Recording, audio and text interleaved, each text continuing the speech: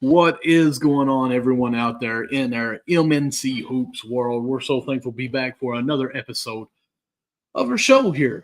We've got the NBA game going on right now, or at least I do on my cell phone. So if I look down, that's kind of what I'm checking out, what's going on there.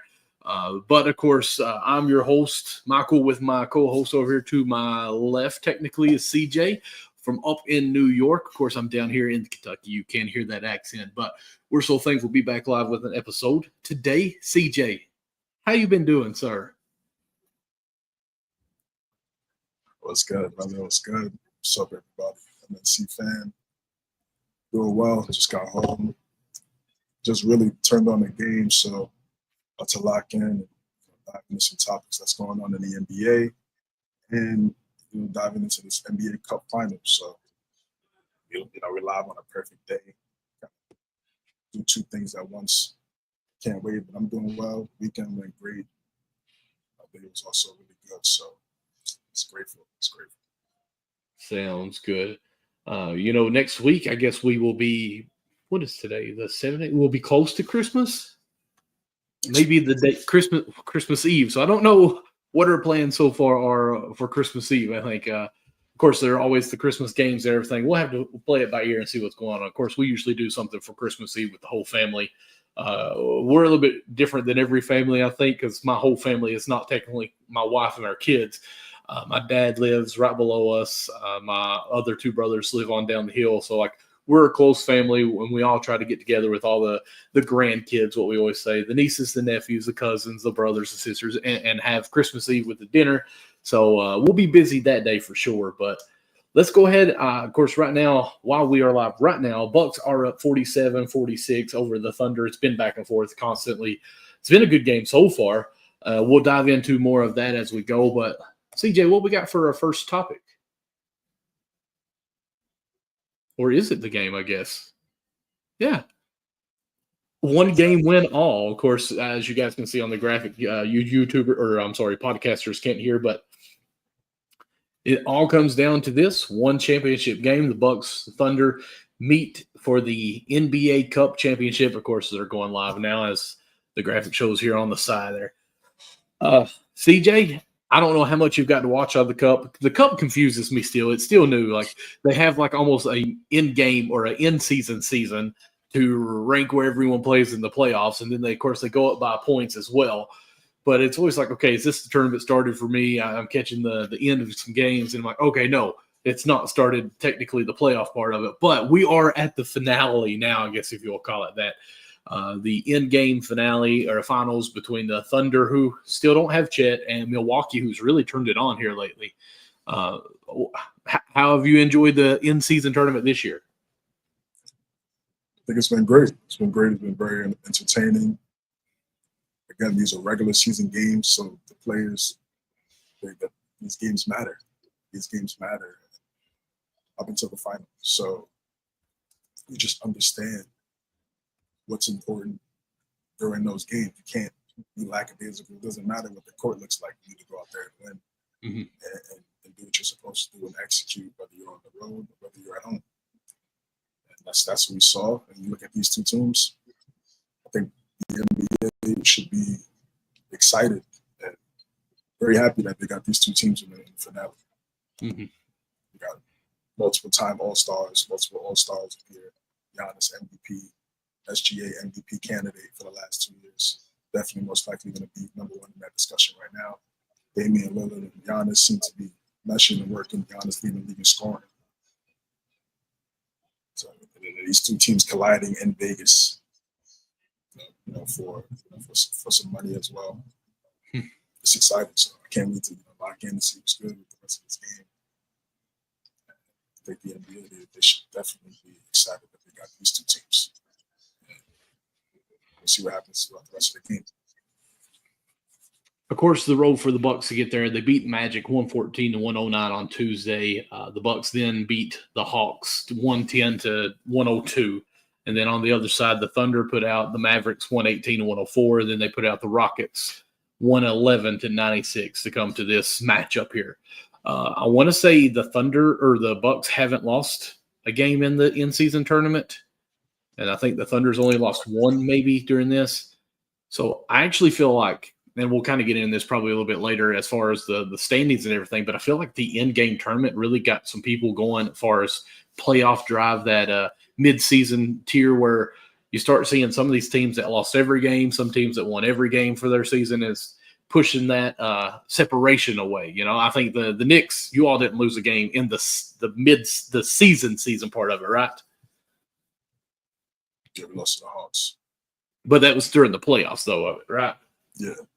Yeah. But you all went 4-0, I think, for the seeding part of it and the points part. So a lot of these teams, I think, went on a little bit of a run. I had it pulled up. Of course, you got yours, Sharon. I'm not going to share mine. Just a quick. Look at good.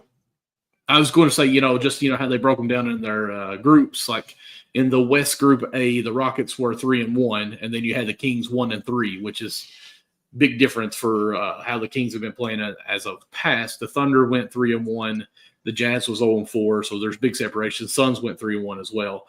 Then you get to the Group C in the West. Warriors and Mavericks went 3-1. Then you had the flip side, the Grizzlies and Pelicans 1-3. Your Kings did go 4-0 in the season part, and the Hornets was 0-4. The Bucks went 4-0. The Pacers 0-4, and then the Wizards 0-4. But the Wizards are the Wizards. And then you had the Celtics and Hawks going 3-1 in the season part of it for the points differentials.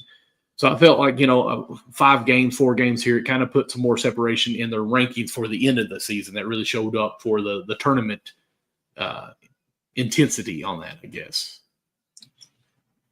As Shai Gilgeous-Alexander is just an elite shot creator. And he's an elite shot creator. I think his defense is underappreciated. The way he's definitely been up there in steals for years, multiple years. Instinct, timing, ability to get to his spots. He's never sped up by the defense.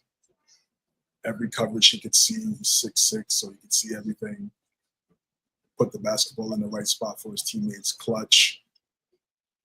Not afraid to take a mid-range shot. Is elite in the mid-range. Knocks down free throws. Just your prototypical superstar, franchise player. And you're seeing the benefits of it right now and building around it as well. Acquiring Isaiah Hartenstein was massive. Because you understand, Chet, listen, it's going to take him some time to really get into his real NBA man build. It's going to take some time, so there's going to be some injuries here and there. So you need depth at that position. You can't just lose him and then have so much of a loss in value at that spot, especially at the center spot. It's so essential. Winning, rebounding, getting stops, protecting the paint. You can't just not have a backup for that position. So to get Hartenstein, I don't think it was an overpay at all. It's going to show his IQ. It'll show he's definitely worth the money that he got. But as soon as he came back, double-doubles, easy. And when he gets the role, he's just a smart player, and that's a big factor for OKC. One thing that I thought was interesting, because I don't know Hartenstein as well, of course, as you do, and so one of the conversation that was going on today during this game was, what's one word that you could describe this team with the Thunder since joining them? And he said togetherness, I think it was, or family might have been, something about being one, basically. And the announcers, it might have been Jefferson saying, that speaks high volume of what this team is, for the fact that he came from the Knicks, and the Knicks were that family-oriented team together as well. And so it just kind of shows how OKC is really buying into this. Because honestly, superstar SGA, yes. Is there anyone else technically in that realm to be considered superstar? Like, you got Dame and Giannis on the other side. You have SGA and some really good role players, I feel. Like, good players, but not made it to that superstar caliber yet. Do you agree?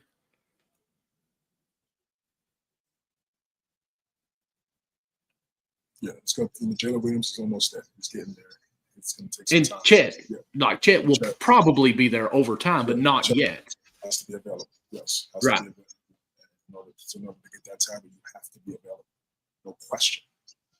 So that's just what that is for that. So yeah, I would say those are the 3 superstars. Sure. Yep.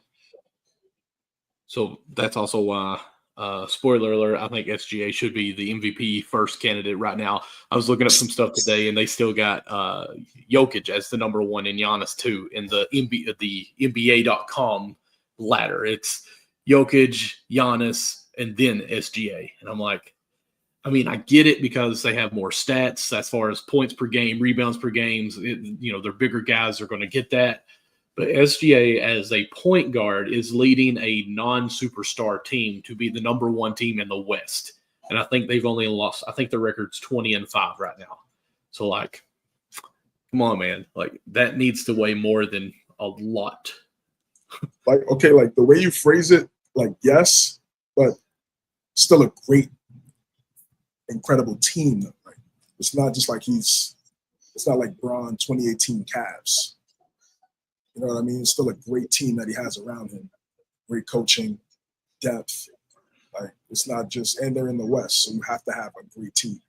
And he's the best player on the best team in the West. So that's going to also factor in. And that's why I don't even understand why he's not number one. Right. That doesn't make any sense to me. The Cavs had some players in the 18, but they got hurt, right? I mean, that's what we're referring to. Because I hear that all the time, but, they still had Jordan Clarkson, who's not, I mean, obviously great. I'm just looking at the roster real quick. Kevin Love, Korver, Kendrick Perkins. Had Dwayne Wade. I mean, they've got names, but they just Maybe another superstar that would have took that team to the finals. I got you. I was trying to look to see if Kyrie was on that team yet, but he wasn't, was he? That was post Kyrie. Okay. But still, I mean, J.R. Smith, Thompson played well. But I'm with you. I'll give you that. Because I hear that 18 team, like LeBron led an 18 team. I'm like, they're still like good players. Well, I mean, the players, yeah. Would you want to compare those two teams? This team is number one in the West right now. I mean, yes, but SGA is. Well, because I don't want people to think that I'm trying to say LeBron's less than SGA, and those haters will definitely be there because everybody knows how I don't like LeBron. So we'll leave it at that. No, I'm just saying, like, in order for you to win MVP, the team also have to have success. Honestly, the real discussion is why the people in the NBA.com not have SGA number one. Should be pretty obvious. If you want to say this game decides it, I mean, or probably puts his favor over those two guys if he wins the NBA Cup final. To me, he should already be there. So I don't really understand the logic. I would love to read those articles and see why they have it. It doesn't really make a lot of sense to me. First off, Giannis and Jokic have already won MVPs. And not to say like they should never win. It's not to say they should never win any more MVPs. But when you have someone like SGA who's proven from they were a playing team, they struggled HC, playing steps in the West, getting better, and he's been the catalyst for that. That shows superstar level, like I said. Yeah. So when you show that, you're supposed to be awarded for it with the proper accolades. So we'll see what happens throughout the season. That's what I'm saying. These writers, I don't know. I don't know how to see the game. It doesn't really make any sense. It should be number one. Yeah, because I mean, like you even said, we've got De'Aaron Fox, who has been leading that team for years now, been up there in the rankings, but they've taken a big setback this year. SGA has continued to grow with his team to lead them to the number one seed right now, and obviously in the Cup game here too. So I kind of like your point on that as well, and I think some people don't acknowledge that because SGA for the past 3 years has been a solid player, and the team keeps getting better too. Since he got in the league. I mean, I would agree, but he got in the league when he was with the Clippers, he was putting in the work. Everybody was like, "Yo." He was, but the recognition wasn't really there. I mean, these past 3 years, it took time, right? So, what I'm trying to say is these past 3 years has been excellent, compared to everything else. And he's continued to improve. And now his team, of course, is improving as well. So, because of the other stars, as we mentioned, Giannis and, Joel Embiid and even Jokic, they're getting the same numbers, year in, year out. But we also need someone different to win those awards every now and then. I mean, if we don't let LeBron win it every year when he was in his prime, like SGA deserves to be in that front runner. Of course, he's number 3, but I would have him over Giannis right now, in my opinion. Jokic, I understand what he's doing, and of course, recently it might be because Jokic had a couple outstanding outs, back-to-back games, I think it was. But we'll see. We'll watch that. And of course, as the season goes on, in the past years that we've done this episode, of course, or this podcast, you've done a MVP ladder for yourself as well. So maybe it might be time to bust out that soon. Let's see here. Yeah, for sure. Definitely towards the second half of the season, because I still feel like it's a little too early. Worthy, I agree. Again, but as you're looking at what the season is looking at right now, a quarter way through, more times than not, it stays that way on that course. So, still a lot of basketball left. So what we got for our next topic here? Yeah, so we got KD, his response to the new All-Star format. This is a video here. Let's see this.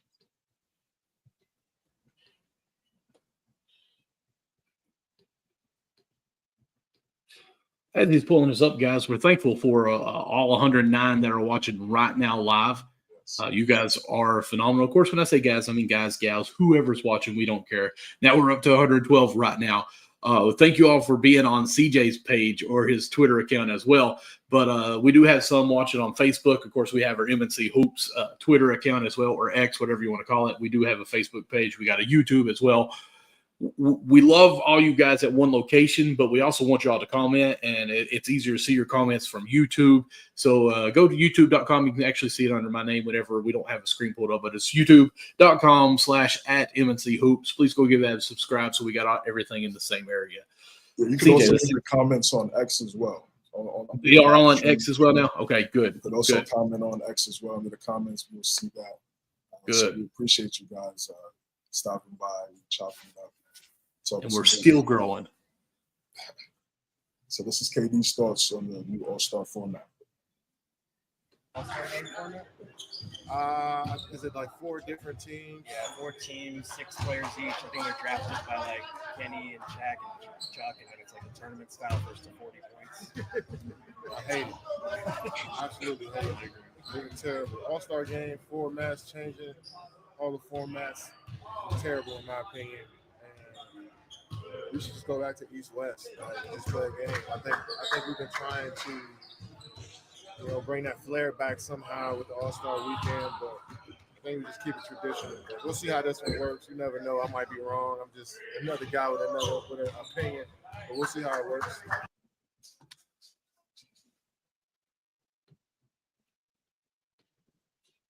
So, Michael, what's your thoughts? I think it's hilarious. He just flat out, as he's hearing it for his first time, already has that strong opinion on it of just saying, "No, man, I hate it. It's absolutely hate it." I'm not saying he's wrong or right, either one, but I like how he kind of changes as he's talking more. He's like, I could be wrong on this. We'll see, but let's get back to the tradition. I love the East and West. And not only that, I love the home away jerseys of your own jerseys. Back in the 90s, how they did it in the early 2000s, where you would wear the blue and orange if you were the away team, if it was hosted by a Western team. So, I always like that, because you technically, CJ, if you were an All-Star, you're representing the East from the Knicks, and then we have all these same uniforms, and I get it. It's another way that they can sell jerseys. But if you're asking for my own straight up opinion, it needs to go back to East and West, home jerseys, your team home, your team away, whatever, and let's go back into it. But what I think needs to happen is some way to get the flair back into it, the fire of wanting to win. And of course, they switched it to where if the East won, they'd get home court advantage back in the, I think, late 90s on that. Needs to be something with that, but why not let them make some money off of it too, like we're doing with the in-season tournament? Winner makes X amount of money, loser maybe makes a little bit, because it's theoretically, it's fun to think that every All-Star in the NBA is going to be in one location to play in front of fans in a certain city, but last week or week before when we talked about this, and I said our All-Star game highlight, we have Steph Curry laying down not to get dunked on. Like, it's becoming it's almost like a comedian or what am I trying to say? A comedic of an All-Star. And we don't want that disrespect of our game, really. I mean, we're already losing so many views right now compared to what we have in the past in the NBA. So, not us, CJ, the NBA. So, we've got to figure out how we can get that to go with some kind of flair. So, I think East-West, again, winner takes home court advantage. And not only that, I think they need to get an earning. I mean, it's a weekend thing. So, whoever is hosting this, there's quite a bit of bills being made during this event. So, I mean, they make what, $500,000 a player for winning the in-season tournament, I think. So I feel like it needs to be somewhere close to that, if not more, since it's one. They're all stars. So I don't know if I'm going to like this new format at all. I agree with him. I think it could be crazy, but they got to do something different. Don't you agree? Doesn't matter what they do if the players don't apply effort. And Adam Silver's trying, his best to make All-Star Weekend exciting, but ultimately it's for the players. It's about the players. It's going to come down to whether the players want to play hard, play actual defense, stay in front of their man, show why they're All-Stars. That's crazy how you wait at the All-Star game, all the All-Stars, nobody plays defense. Like how are you showing what it's supposed to be for All-Stars supposed to look like? Mm-hmm. All the All-Stars come together. All the celebrities and former legends, they all come together and watch all the All-Stars don't play defense. Yep. Does that make any sense? Zero, because some players are making crazy. Like, I always think it's crazy for, like, Bam, who, of course, any Kentucky player I like. And I really like Bam as a player because he's more defensive-minded, nothing fancy, no flashy, just, hey, get the ball, 2 dribbles in, and then I'm either dunking or I'm setting a pick and alley-oop. That's his game. When it becomes All-Star and he's in it, it's like, this is not my game, and it's almost awkward for him to be even in that game, So until it gets back to actually having schemes going on, and like you said it perfectly, it falls on the players. Adam Silver can do everything that he can possibly try, but until the players decide it, it's not going to be worth anything anyways. Exactly. So we'll see what's up with the new format. I think they're trying to obviously add Kenny, Chuck, Shaq, and Ernie because it's still like their last dance on the TNT, which is cool. That's cool. But again, I'm cool with East West. That's what I grew up on, East West. I remember the different jerseys when they actually had unique jerseys for the East and the West. Yes, you saw the red and the blue, but there was different styles, different designs for each year to actually apply the effort into the jerseys. Those jerseys are classics from the 80s and 90s, the 2000s. Pretty much after Nike got the NBA. Listen, just what it is. As soon as Nike got the NBA jerseys, they're unique. Yeah, they have new jerseys with the city edition statements, but the way those NBA All-Star jerseys used to look back in the day, it's not even close. You look at some of these the recent All-Star jerseys. That Utah jersey was trash. Utah one, the one where it was gold and blue. Yes. I'm like, what are we doing? That's not an All-Star jersey. So I don't know. It got really weird for a little bit. And then again, that just goes to show they're missing something. I think they need to go back to the legends, really unite the legends with the players of the current and the present. Mm-hmm. So casuals and purists can see, how the game has evolved and talk to the legends and understand what they had to do. Like that's you have to bring it back. You have to unite people back to the game in the right way, teaching people the game. And you do that, you could have legends of the past from one team, from the same team, break down each other's plays. Mm-hmm. Now you're teaching people, and then you got the popularity factor of who's actually doing the action. It's different. They're not really doing that. So when you don't do that, and you just pretty much resting on your laurels because you're the NBA and you've been so successful for so long, for some people, they're gonna get tired of it. And now they feel like, hey, the results are speaking. We got to switch it up and change it up. But I still feel like they're missing the core thing. Yeah, I would agree with you, and hopefully, you make. I'm trying to find something that has all the year by year jerseys, and I couldn't find anything. And I always go back. One of my favorites, as far as like East and West instead of home and away, was just like you said, the red and blues. Basically, I mean, it was just solid red or solid blue, and it said East or West on them. Like those were tied. Or as you guys say, these young generations, what is it, the fire? So I see some of these, I'm like, man, like, why did they ever get away from it? But you're right. It's because, we went Nike. Look at 97. Look at 97, the San Antonio ones. Woo, yeah. Clean. Yes. Clean. Jordan had the 23, and that's where's the creativity? I don't understand. I'm going to bring it up. They had talking about gold and navy blue for the East and West. It was like, what?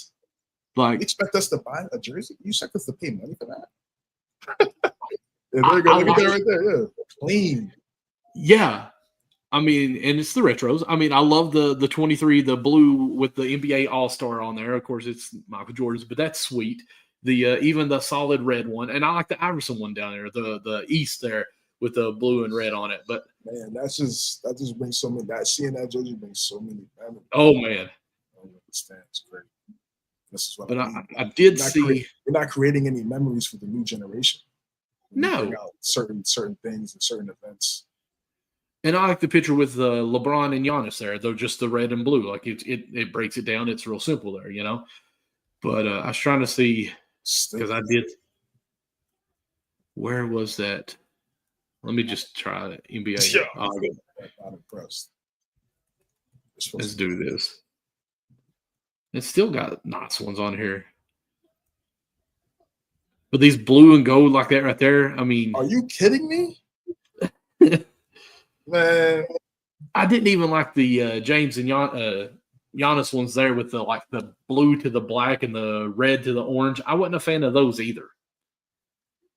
Oh, the ones. Okay, I see those. Yeah, I think the 2020. I have a Westbrook 2021, and it's red and it has I think it's gold stripes down.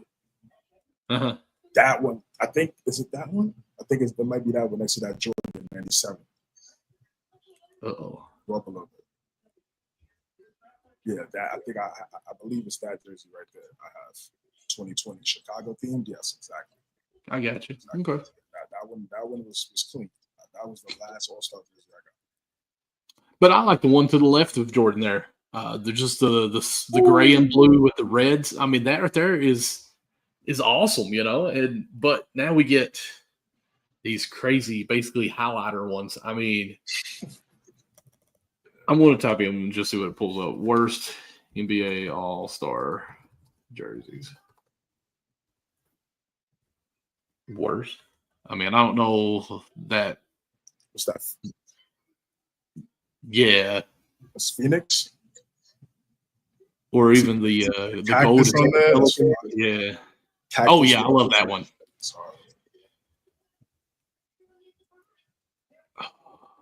Well, this don't really have too many of them, but so yeah, I mean, we got to get back to having good jerseys for the All-Star too. Where one, it helps we want to buy, but I don't know.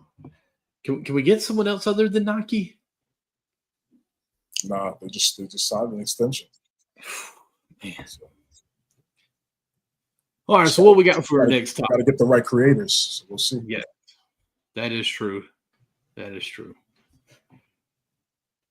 So some of these jerseys are kind of laughable. Of course, something else that was laughable here recently in a game, CJ, I think you know what I'm about to bring up now with that, is we just had a new historic stat in the NBA, and it was a laughable new historic 3-point stat.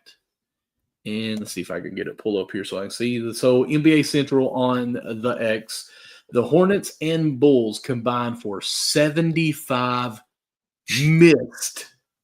missed three-pointers last night. The most ever in regulation NBA history. And, of course, this was on the 14th, so it was the 13th. Today's the 17th. So it's been a few days on that, but 75 missed threes in a game. I mean, I kind of want to know how many were makes in this game because that's pretty bad. Hornets, who are Hornets and who? Hornets and the Bulls. I don't know. And, of course, I've been harping on this three-point quite a bit with our messages going back and forth today alone. But 75, okay, let's see here. From their stat lines, the Hornets shot 35%, the Bulls shot 39%. From threes, the Hornets made 8 of 46 three-pointers, shooting 17%. The Bulls shot 14 of 51 at 27%, which is bad, but not as bad as the Hornets. Which craziness, 46 or shooting those many threes, and they still shot a total of 46 free throws. I want to know how they got to the line shooting free throws when they shoot that many threes, but that's my argument there. So, CJ, this has been something that you and I have been talking about. We had it on the last episode, the graphic of, I think it was the 99-2000 shot chart, and then the 22-23 season shot chart, and how things have, quote, evolved in this. So, it irks me. I'm old head. I know that. But how do you feel about this new historic stat line that the Hornets and Bulls will forever be with? Yeah, I don't think this will probably be broken soon at some point. I don't think it'll be. That's sad too. It'll stay for too long, but this is why the ratings are down to me. This is really why one of the reasons why it's down. You don't have any unique players anymore in the league. Specialists. This is why Robin got to the Hall of Fame by being a rebounding and defensive specialist. He didn't even score. He got to the Hall of Fame. Yep. Unique. There's no players like Moses Malone right now. Why? Why not? The athleticism is supposed to be better. Science, your body from the 80s to 2020s, it's supposed to evolve. It's supposed to be better. So why is it that Moses Malone could go out there and get 20 rebounds back then with shoes that don't have the same type of technology that your shoes have? You don't have that. They don't have the same type of doctors and science and advanced information that you have 30, 40 years later. And he's able to go out there and get 20. Jokic doesn't. And that's why I respect him. He goes out there. If he needs to go get 20, 27, 20, and 11, he'll do that. Mm-hmm. Easily, whatever it takes. So, yeah, he's always going to be in the MVP discussion, no question. Some of these other bigs, you really don't see a lot of post play other than Embiid, Jokic, from these centers. They all just want to stand at the three-point line or dunk. That's it. They don't have any footwork. There's no Al Jefferson. Where's the Al Jefferson guy? If Al Jefferson was playing in this era, with his footwork and ability, he'd be one of the leading scorers in the NBA. Easily. Because centers don't know how to defend that right now. There's only about a few centers that know how to defend that. I'm going to disagree with you on this. Because I'm with you, honestly. I'm totally with what you're saying. But I don't even know if there's a coach out there or a front office that says, hey, we're going to run our offense through the post game as getting twos, because even Jokic is shooting threes. Jokic is bringing the ball up the court some, and then they're looking still to pass out of that for a three. But Al Jefferson, I just watched a highlight of his footwork of all the moves that he did out of one dribble. I don't know if you've seen that going around on social media, but man, pump fake, spin, pump fake, one dribble, lay it in. Dribble here, spin back, pump fake, up and under, and it's like one dribble is getting him so many buckets, and no one can defend it. I agree with you, But I almost wonder if because it's evolved like this, that Al Jefferson wouldn't even make it in the league because Drummond is kind of that way, but he kind of disappeared for us for a while. I'm just saying, kind of as far as what we have now in the NBA, there's nobody that's even close to what Al Horford would do. But Drummond's a guy with his back to the goal to do something. No. I'm not comparing them as far as the same. I'm just saying this is the only evidence of what we have as a big man. Yes, because he's a rebounder. Because if you think about it, we're the most triple-double man, Westbrook, who was an all-star for a team for years, because the evolve of the game has slowly declined for the value of what he can do, and that's triple-double. Like, we no longer need a 10, 10, and 10 guy. We just need a guy who could dribble and shoot a three. And that's all we care about. So the game has really taken Westbrook out of the NBA almost as far as his value, because he kept OKC always good, but he went to a team that had that ball dribbler for him, as in LeBron, and he wasn't that lockdown three, and they didn't evolve him. Of course, we've talked bad about Westbrook for years of he didn't evolve himself as far as learning how to shoot a jump shot.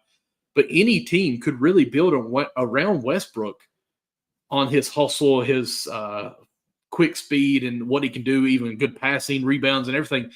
And he could still have a team relevant. But because of the schemes that they do now, there's no more Westbrooks. Yeah, exactly. And Al Jefferson would 1,000% succeed in today's NBA because again, once he's dominating the paint, what does that mean? Somebody has to come help. Got to collapse.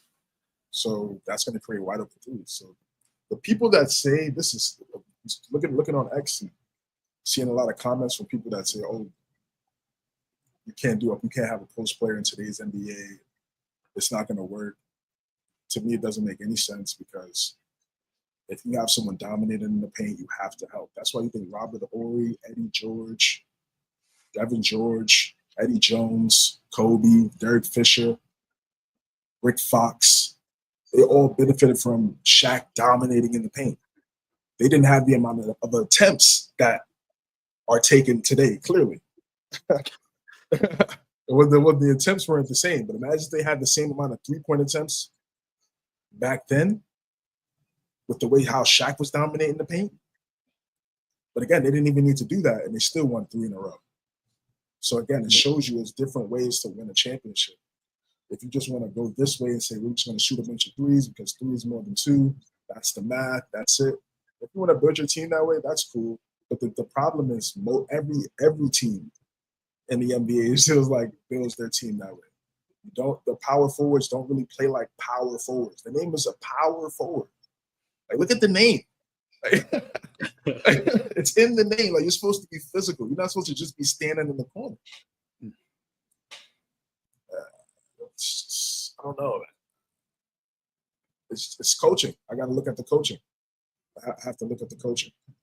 It's going to take the right coaching. It's going to take from just a player, someone coaching a player and developing those moves. And of course, you can still space the floor. This is the thing, too. This is what they say. They make it seem like just because you want to see someone in the post or someone that's different than just shooting threes, you don't want to see three-point shots. I'm like, no, that's not what I'm saying. I want to see great looks and the ball moving and it creates great three-point shots. Not just one player set the screen.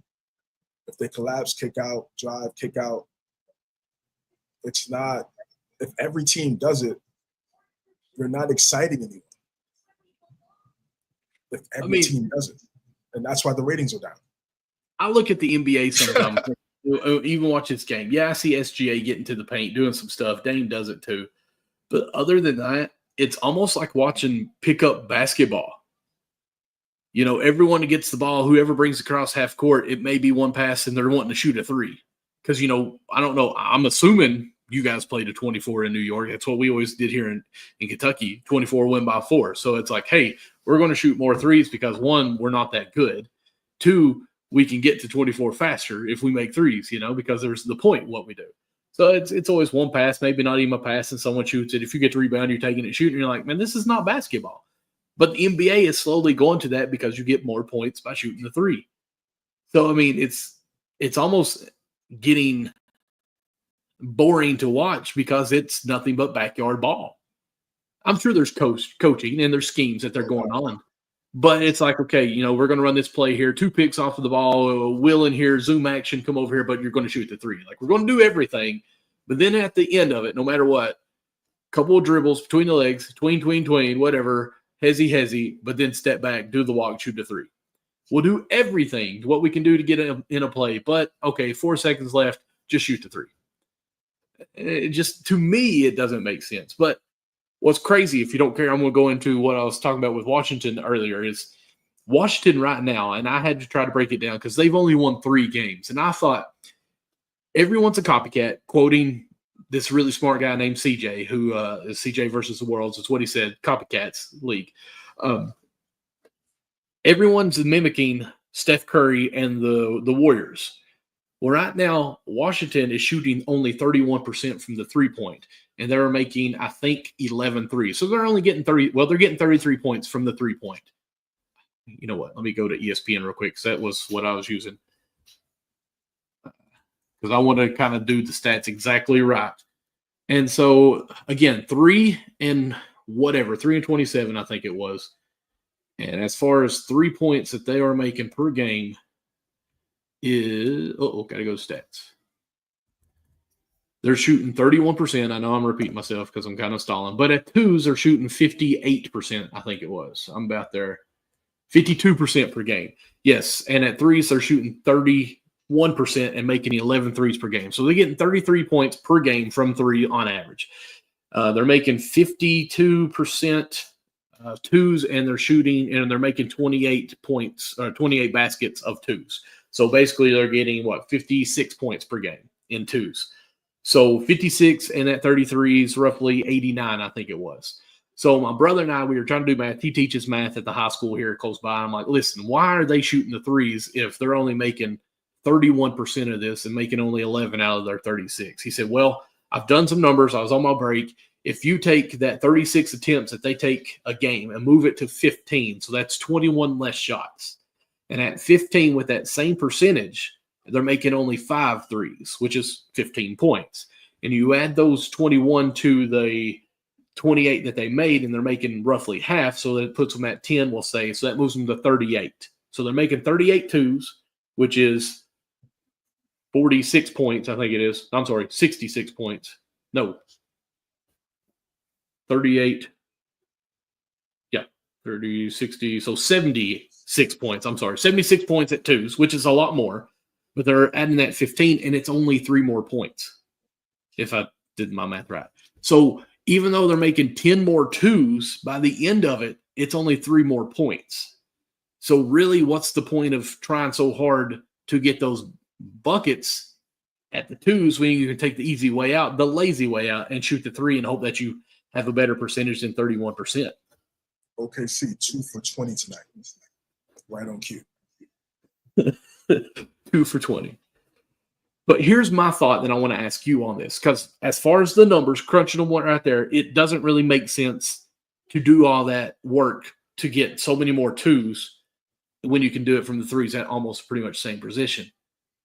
But here's my argument to it. If they're shooting, I think it was, let me go back and look real quick. They're shooting free throws. They're shooting 20 free throws a game, and they're making 77%. They're making 16 per game. I would almost guarantee that 20 of those free throws, at least 17 of those attempts are coming from a 2-point shot. There might be 1 3-point that they get fouled on. Right. So if you add more 2-pointers, you might get more chances to making free throws as well, which may push that gap over to say, hey, maybe we should go back to the twos. Because if you're just looking at 3 points and 2 points, it makes more sense to shoot the threes. But if you can get those free throws and ones opportunities, that would separate that gap more for going for twos. So that's where I'm going old school with it. I want to see a whole organization buy into going back to the twos and limiting the threes and just see what happens. Yeah, I just think it's like I wouldn't say just eliminate the threes, just get better shooters. But again, still play in the post. But again, it's not just playing the post, but again, like I said, specialists. Mm-hmm. Rebounding specialists, defense, like a guy like Tony Allen, defensive specialists. So, You can't have just a defender anymore. They have to be able to shoot a three. no, yeah, they definitely, and they, for sure, that should be a factor, but they shouldn't just have to just stand in the corner. That's my point. It's like, yes, you have to space the floor. Yes, you have to play on the ball and off the ball, depending on who's the best player on the team. But you also should be more than just a corner sitter. You have to find other ways to be productive. Having these players, having them in the post, using their footwork, being able to use their athleticism to get to the basket, knocking out free throws, then they become more efficient with the spacing. Now you have a more fluid offense. Me, I'm trying to combine both. I'm not picking a side. NBA's picking a side. And the way the teams look, they are picking a side on how they want the game to go.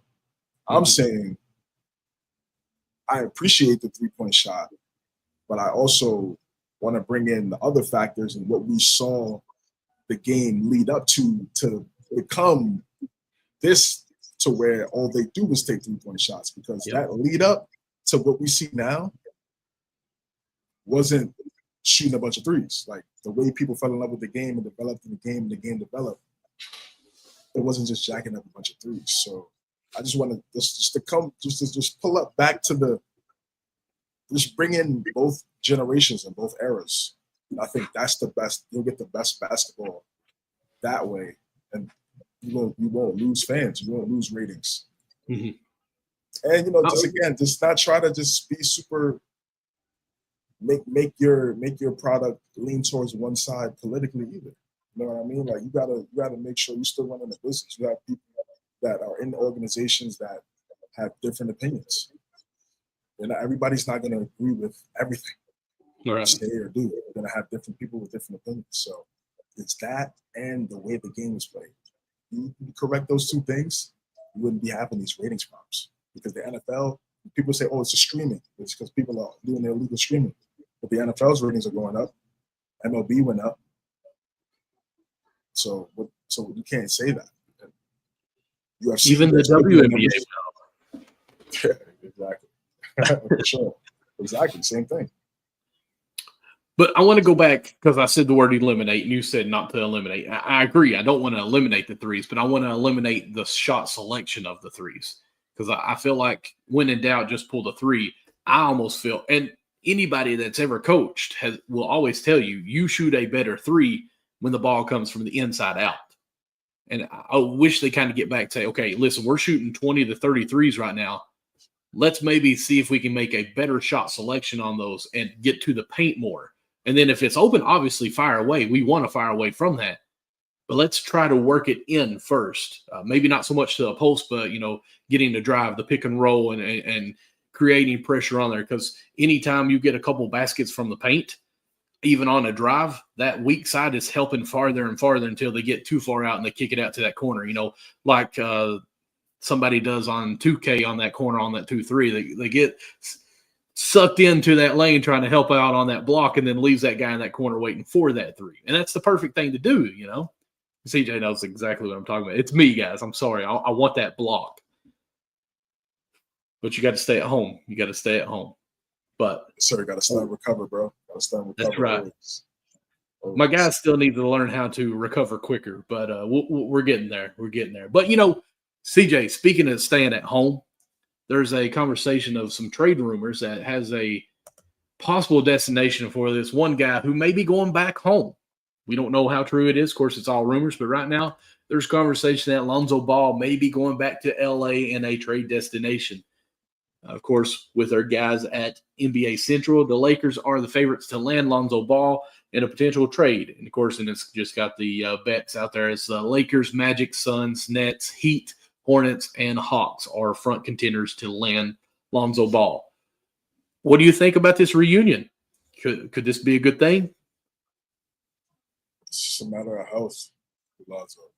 That's really what it's about. It's not about player ability. It's just about being available. he's able to stay on the court, he helps any team because of his IQ, both ends, defensively, offensively, passing. When he came back too, but he wasn't shooting the ball well,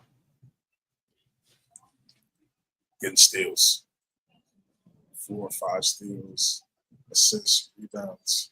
So he does the little things to help teams win. Starts the fast break, outlet passes, put the basketball over the defense on the fast break to create easier shots for his teammates. Just little stuff like that that people don't really understand. You got to really love the game to understand how he sees the game. So he helps. He's going to help any team. It's unfortunate, but I don't even know what's really going to happen with the Bulls because they play well and they win games. They have some talent. Mm-hmm. And I really, when he was healthy, they were the top 3 seed in the East. So that just goes to show his impact and his value. And we saw what happened when he got hurt, what they looked like. Mm-hmm. And that was with the Rose and him being there for a majority of games. Lakers, back to the Lakers. That would be cool. That'd be cool. Ron, Lonzo, AD.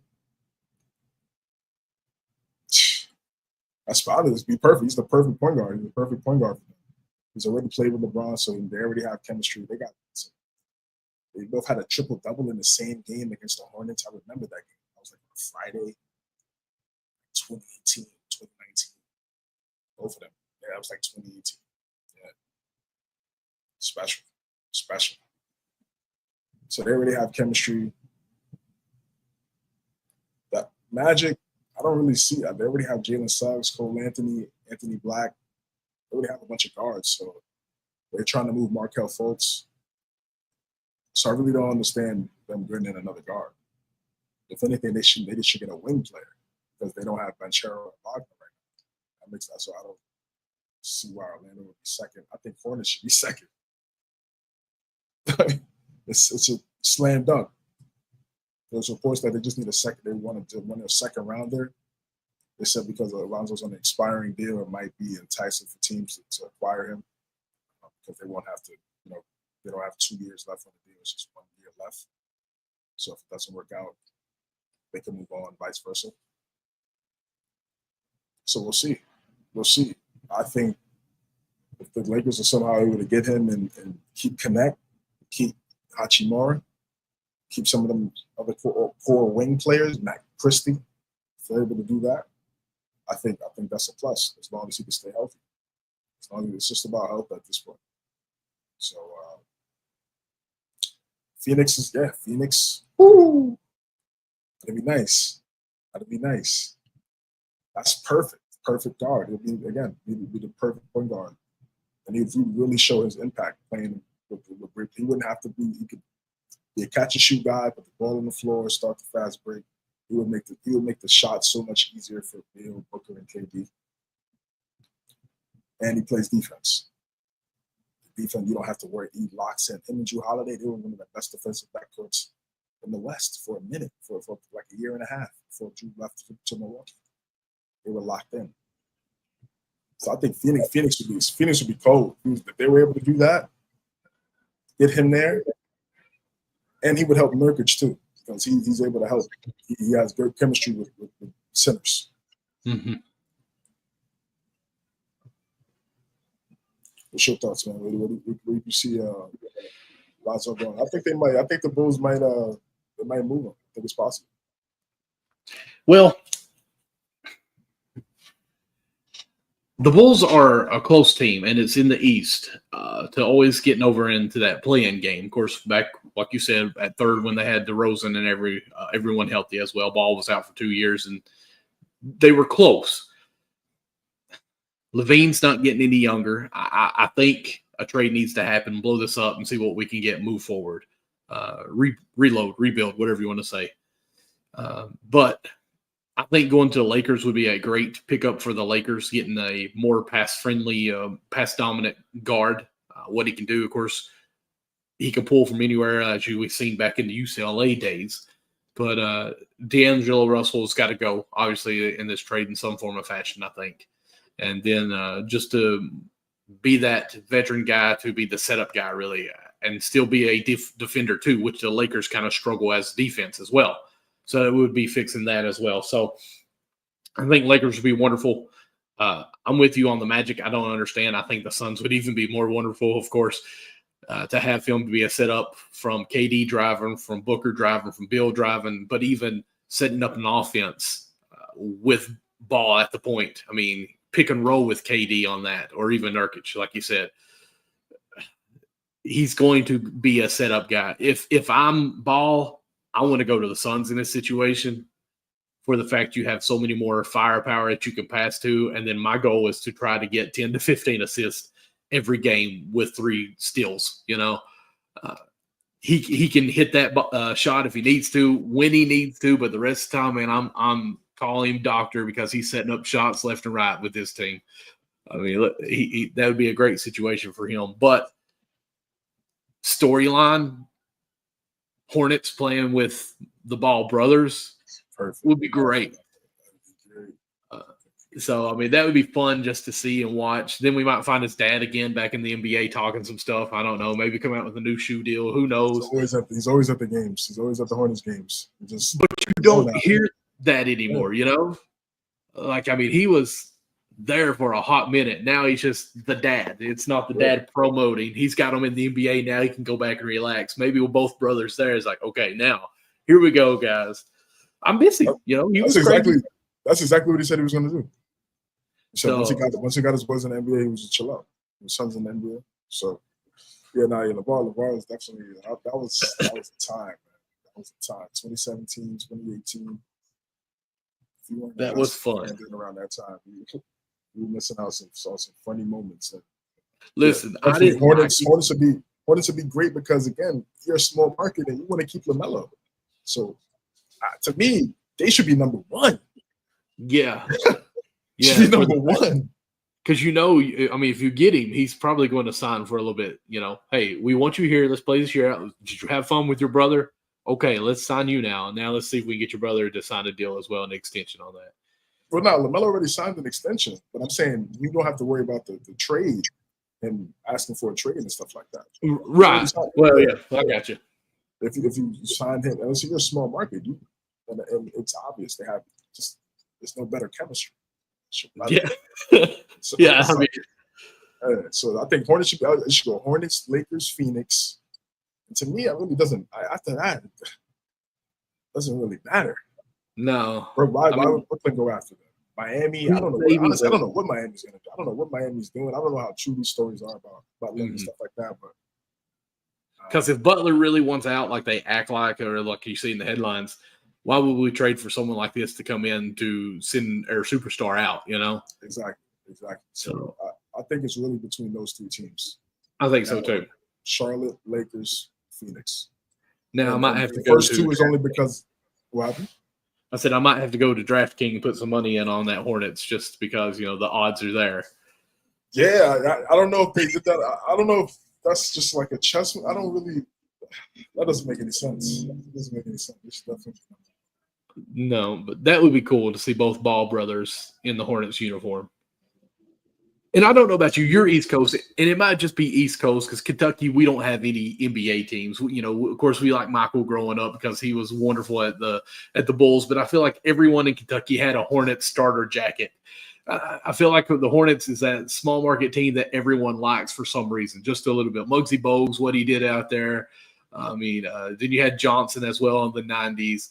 Of course, you had Chris Paul, who ended up being with the Pelicans for a minute. But and then you had Kimball Walker when they were the Bobcats.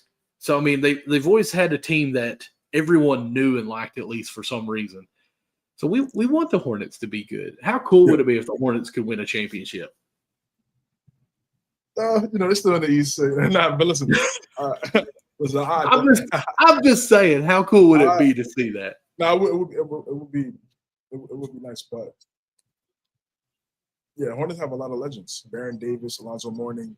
Baron Davis, I forgot to say him. Those early Bobcat years when it was Richardson, Gerald Wallace, Steven Jackson, Emeka Okafor. That was a time. That was a time. That's when Jordan first really brought the Hornets / Bobcats. That's when Al Jefferson played there too, right? Was Jefferson there? Maybe. Yeah, he was. Yeah, he was on the Bobcats. Yep. He was definitely on the Bobcats. Crazy. You had to be around the A. Gerald Wallace was nice.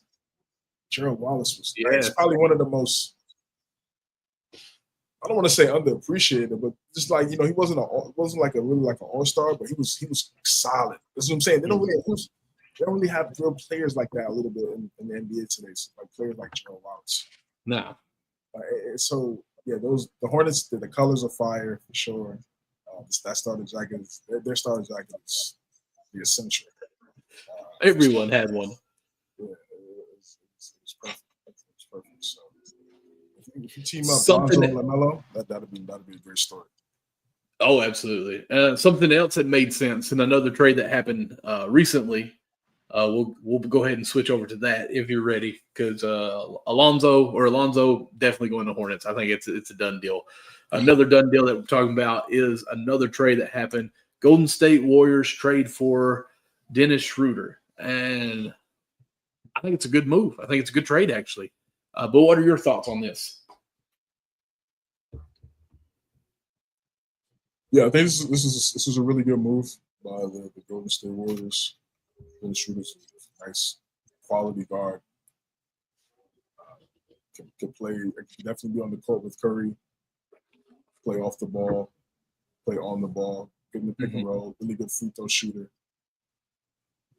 I think this is a right move, and you want to have Curry be as healthy as possible later in the season, and in that you got to have some depth at that guard spot.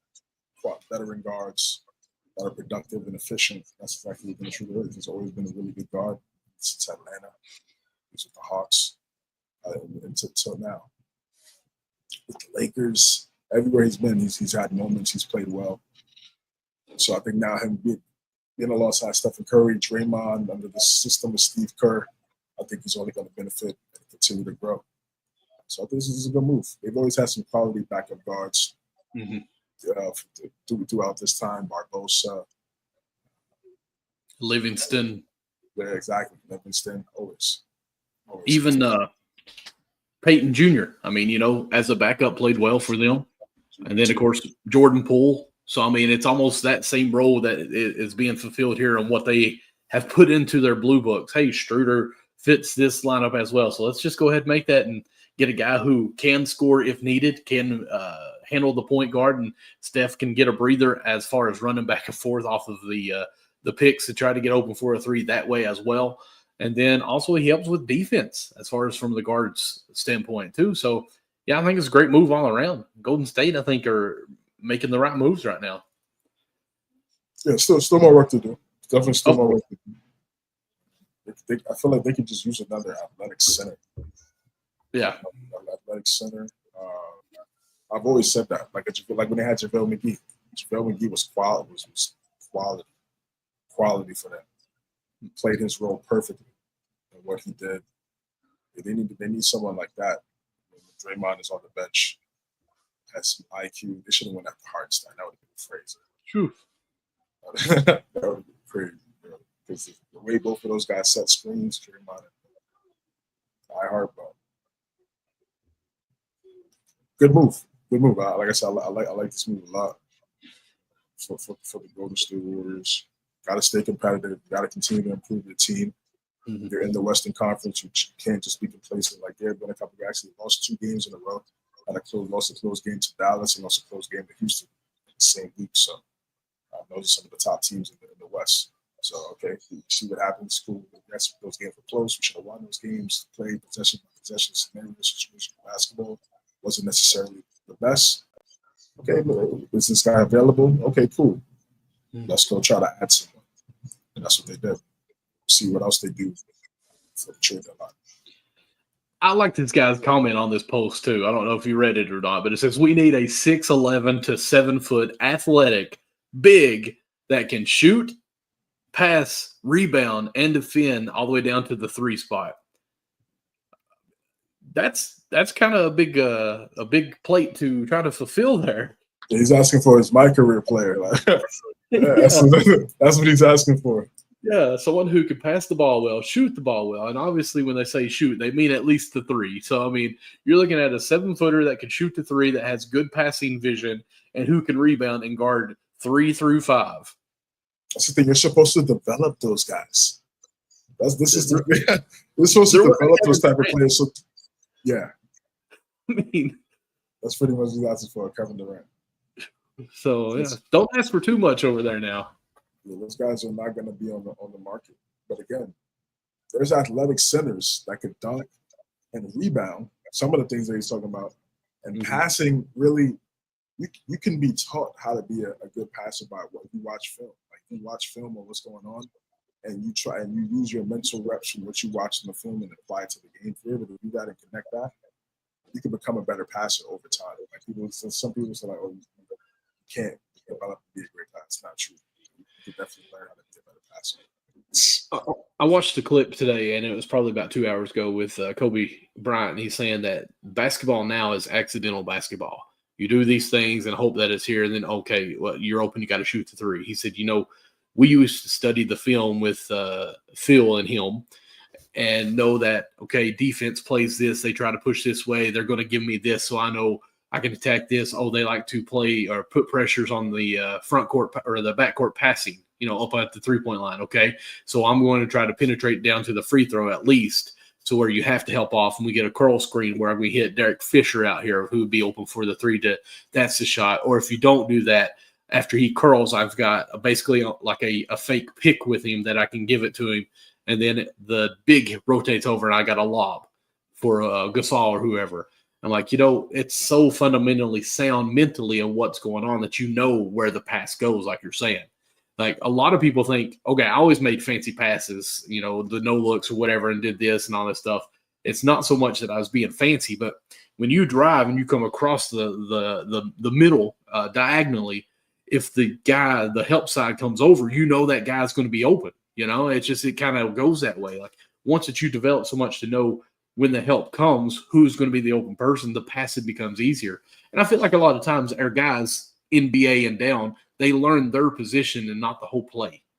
I remember playing football, and the reason why I had to play quarterback was because everyone asked me the play and what they're supposed to do. So I ended up having to go in the huddle and say, hey, listen, this is the play. You're here, you're there, you're there. And like, I don't just learn as a wide receiver, my route is this. I run this because that's going to help the other defender shade my way, and as they run a 10 and out, that guy's going to be open because of my route of running the slant in and causing the double team here or a pick, basically. And I think that I'm getting on a big rant on this or tangent here, but basically learning the whole possession or the whole play as all five guys shows you what's going to be open, and I feel like we lack that knowledge of it. And that helps you be a better passer. That's where I was going with that. I apologize. Nah, you're good, bro. Yeah, I was trying to find that Kobe clip. If you can find that clip, man, share it, because I did see that earlier. I think that was earlier today, this morning. I saw the clip. He was talking about that. Definitely. I will definitely see if I can find that, and I will share it.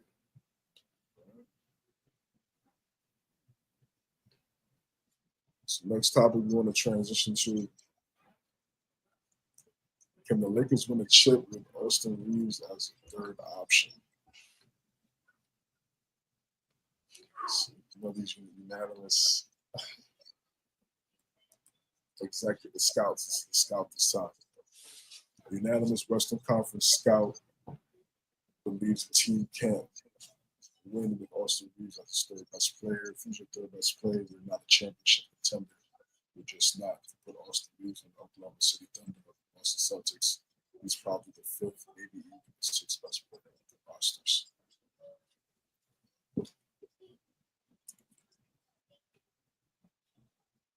I agree.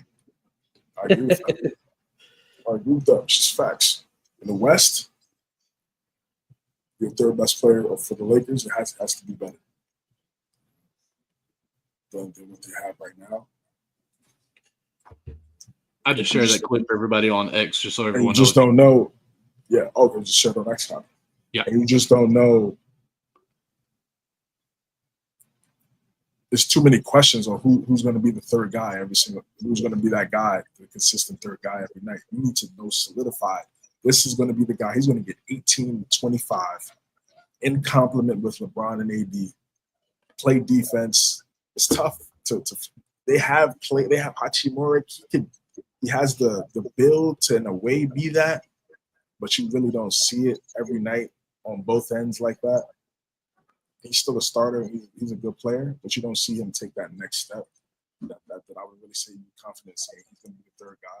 So because they don't have that answer, this is why they struggle sometimes. Hope as a Laker fan, best case scenario, you would hope the third guy would ultimately be Connect. Because he's the rookie, he's younger, he could already get to his spots. And you would trust more in your future. You have a lot of hope in your future. He develops to be the third guy later on. Obviously, you would move up with that as he continues to grow as a player. So yes, I agree with this. Western Conference scout, Lakers definitely cannot win a championship. It's gonna or all of those guys that I talk about: D'Lo, Reeves, Hachimura, Dave Vincent. Collectively, they have to come together and be like, listen, we're going to do everything possible to play defense. They're going to have to kind of be their own team in a way, have to be efficient and play well. If they could all do that as a collective, then they wouldn't necessarily need a third option. But you don't really see that. You see a lot of inconsistent play from all of those guys, very spotty, choppy. That's why you see them losing those games that they lost. They defeated the Grizzlies the other night. But so some of those losses that they've had over the last 10 days or so hasn't been great. Hasn't been great at all. So yes, they need to improve their roster for sure. I'll agree with it, but I think it's a little bit of an extreme shot at Reeves on this for the fact that saying that his third option on any other team to be the fifth option. Yes, that may be true, but when you have LeBron and AD as your 1 and 2 option, like, I'm pretty sure you put either one of those guys on any other team, they're going to be a top 1 or 2 option on those teams. So the reason why I think it's a little extreme because LeBron, AD, and Reeves, top 3 against other threes, are going to be somewhat close to still being even, in my opinion. Like, okay, let's just say top 3 for Boston. It's going to be Tatum, it's going to be Brown, and who you want to put as the third. Right.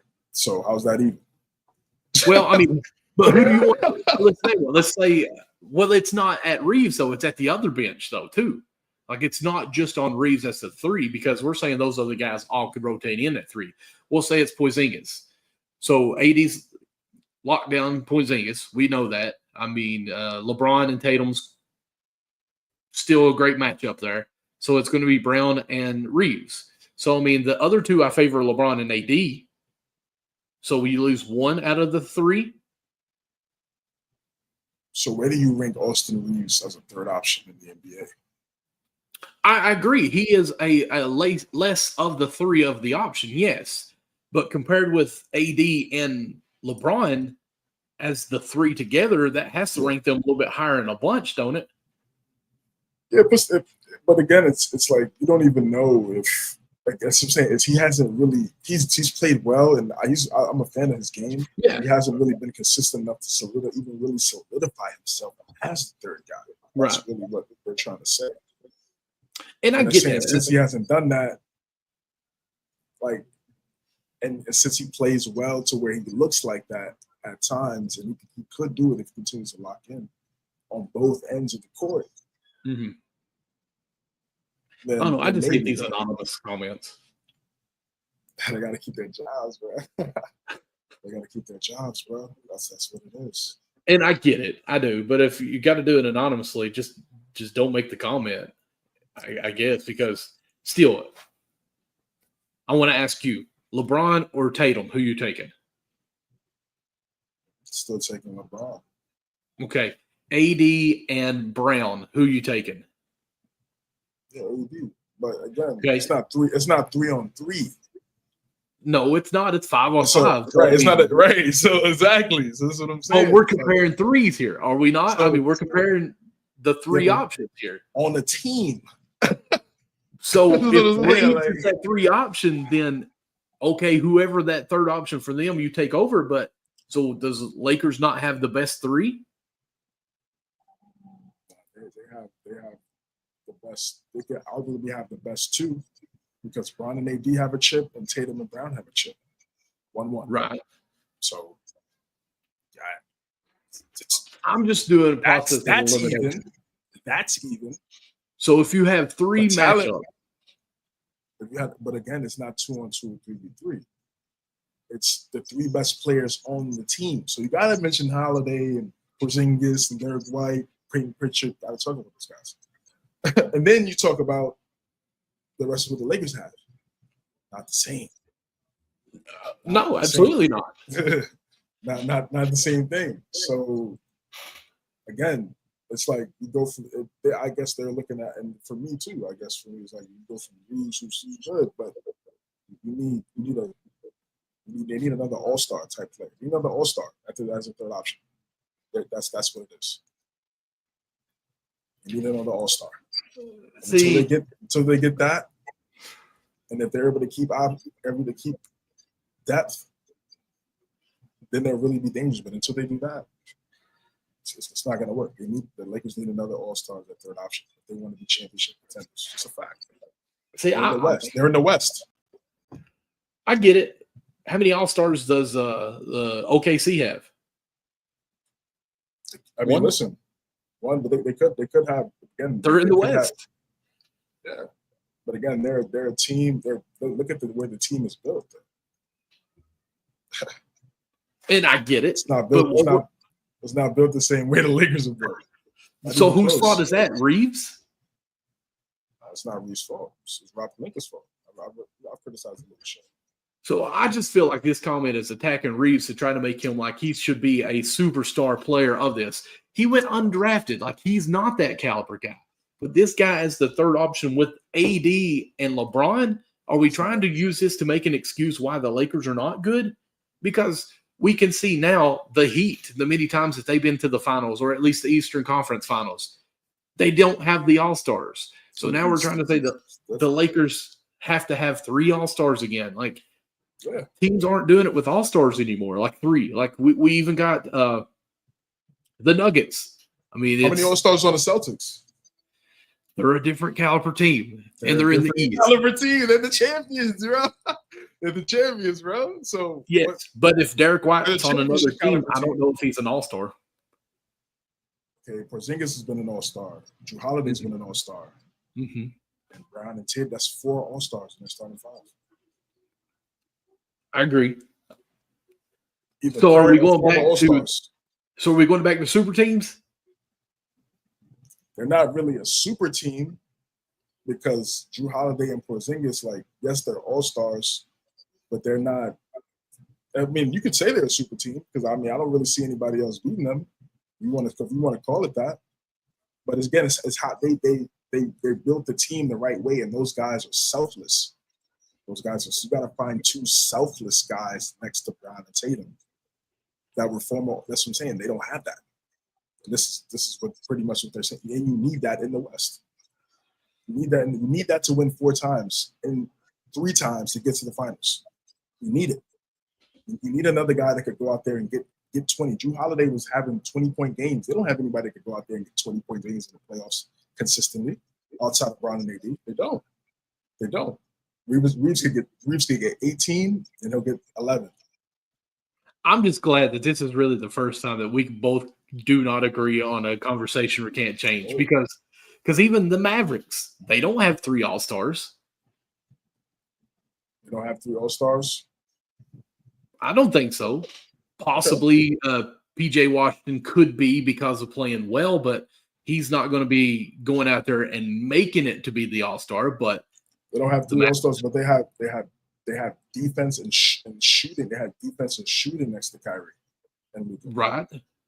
So listen, Lakers have what I'm hearing is the Lakers aren't built right. I feel like we've been saying this forever. But so why is the Heat coming that Austin Reeves can't be that 3? No, it's more than just Austin Reeves. That's where I'm going at, I guess. Let me make it more bold because it's always LeBron never has help. I mean, it is always that in some form of fashion that, the reason he couldn't lead this team because they didn't have any. Reeves, yes, he's not the greatest 3 option. We know that, but this is the team they built. But when you have AD and LeBron as your 1 and 2, that 3 shouldn't have to be that great if you build the team right around them. That 3 really should be a knockdown shooter because you've got the Mavericks who have 2 All-Stars with role players. You've got OKC with 2 All-Stars, 1 All-Star, and role players. What? Go ahead, bro. Go ahead. State your case, man. You've got the Nuggets with 2 All-Stars who then got great players in through their role players. So, I mean, I think the Suns who went with 3 superstars can't ever get over the hump. You got the Clippers who try to get all the superstars, can't get over the hump. I mean, to me, when you get 3 superstars on a team, it crashes. The Lakers are also in that category. I mean, can we say the Pelicans? I mean, they put those guys together and they were just trash. But so me personally, you got to have selfless players on all 5 positions. And I don't know why the Lakers aren't getting that. No, Reeves, if I'm drafting a team, I don't want him to be my 3rd option. But that's not the whole problem. This whole problem is that team is not built around your superstars the correct way. And it's front office and not being able to play together. If your top 2 is LeBron and AD, then your 3rd option doesn't need to be that good. Okay, so for the dynastic runs of the Warriors and the Spurs, name me the 3 most important players, and they're all All-Stars. I don't want to. Ginobili came off the bench. Yeah, he's still an All-Star. Okay, but I don't feel like it's an all-star driven league anymore. Like the reason, as far as superstars, let me say superstar teams, we don't have to have these super teams anymore. Yeah, but I didn't say 3 superstars. I mean, to me, when you get 3 superstars, it's pretty much a super team. That's what it all started with LeBron, Bosh, and well, of course, you could go back even farther when you say KG, Pierce, and Rondo, even, or Ray Allen, not Rondo. So, I mean, it's always been those superstar teams, but I feel like we're getting away from it. We've even talked about that on the show before. I don't think we're getting away from it. I just think that you have to build the team the right way, and you got to have the right guys that are the 3rd and 4th guys that may have been former All-Stars, but understand what their role is on this new team, saying, listen, I can still go out there and do what I used to do when I was an All-Star if need be, but I'm going to play my role and help the team overall. Okay, I'm going to ask you. The Lakers don't have a 3rd and 4th option that describes exactly what I just said. They don't. Therefore, that will not make. Yeah. As far as All-Stars, 3 All-Stars. They don't have 3 All-Stars. Like they're not going to be All-Star. They made that. They're not going to be All-Stars right now. I think Jalen Williams will become an All-Star later on soon. He's on that way. He might make the All-Star team. I don't know. It's 12 spots. The best team in the West. He's a forward. It's not. But they don't have them yet, right? What's the dominant forward right now? So the Grizzlies, they don't have 3 superstars either, right? I think J Dub already did that. There's a chance. There's no lie. I mean, let's be honest. There is a chance. The Grizzlies, they don't have 3 All-Stars, do they? But they have 2. They have 2 in a great team, and Bain is good. Aldama, Clark, they got one of the best coaches in the league, bro. Does the Rockets have 3 All-Stars? Van Vliet been an All-Star, yes. Is he an All-Star this year? Doesn't matter. Was Drew Holiday All-Star last year? No. Should have been, in my opinion. But he wasn't. Okay. So you can say the Grizzlies. I'll give you that. Does the Mavericks have 3 All-Stars? The Mavericks? No, the Mavericks don't. The Mavericks don't. Okay. Does the Nuggets? But they have again, the team around them is built the right way. After them, the team around the Lakers isn't built. This is what I've been saying. I agree with you on that, but it's not 3 All-Stars. You just got to build the team around them. So the teams I named are all top 5 teams in the West right now with not 3 All-Stars. Would you pick any of them against the Celtics with the team with the All-Stars? No. You would not. All the teams you name, which they have a few guys in a really good team. You wouldn't pick any of those teams in the 7-game series against Boston. You have present day all NBA guys, and then former All-Stars who are still playing at a high level. Mm-hmm. You wouldn't take them over. You wouldn't do it. So no, that's what I'm saying. That's what I'm saying, bro. They just built the right way. But so why is this a problem for the Lakers though? Because I just they don't don't think have. Rob Pelinka's that guy. I'm gonna just be honest. Okay, I think he's been there a little too long. thank you. But that's what I'm saying. Like, it's not Reeves is the problem. Like, it's everything else with it. Yeah. Reeves is a part of that problem. But this comment makes it like, oh, Reeves is trash. You know, he can't be the 3 on any team. He's going to be a 5th or 6th somewhere else. No. This team that's been designed for this team is not been designed the right way. And it's front office. Whoever is making those decisions. You should have went out there and made some different picks or moves during this offseason, and you didn't. So the Lakers went into this season with this team thinking that AR is their 3rd guy. But now everyone says that AR is the problem. He's not that 3rd option. Like you can't be good with that 3rd option. This is the team they thought that they were going to win a championship with beginning of the year, or they would have made moves.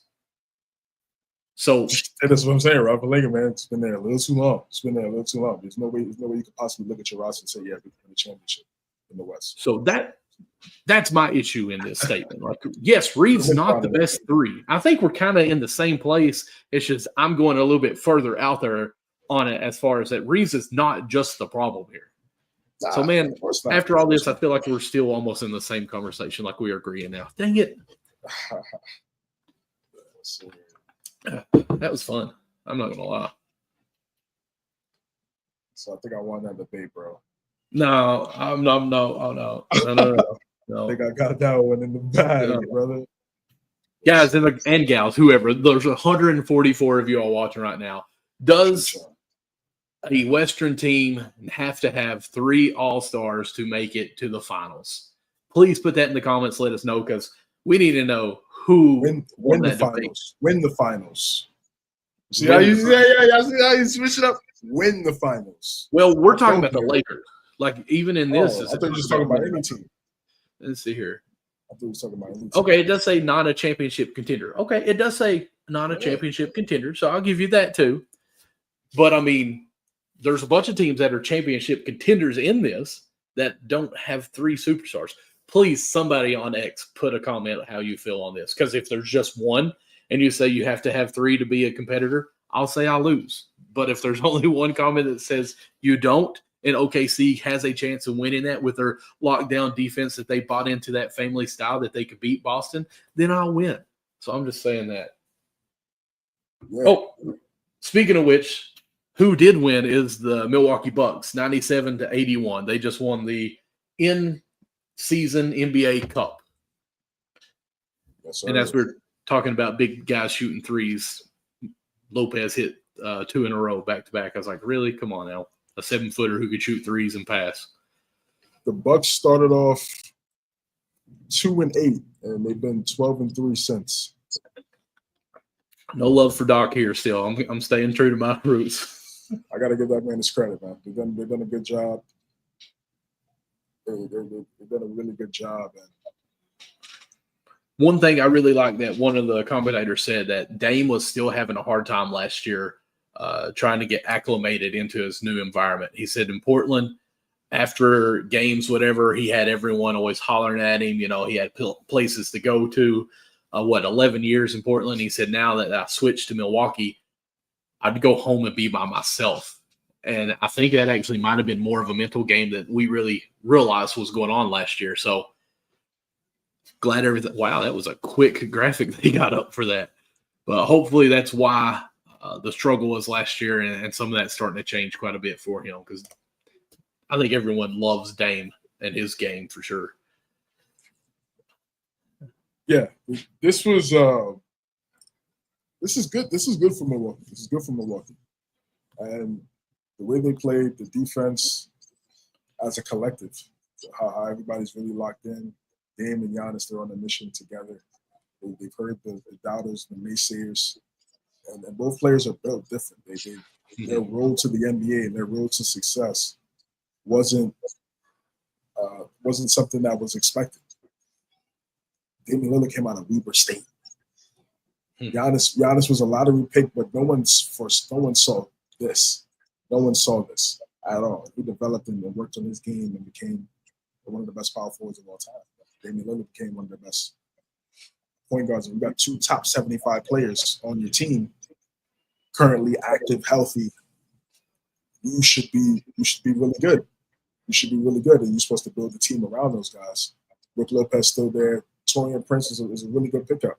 Didn't work out. Some guys, when they play with LeBron, they play well the year before they go play with LeBron. As they go play with LeBron, the numbers go down. It's just different. It's different. It's a different look when Bron's giving you that rock. It's different.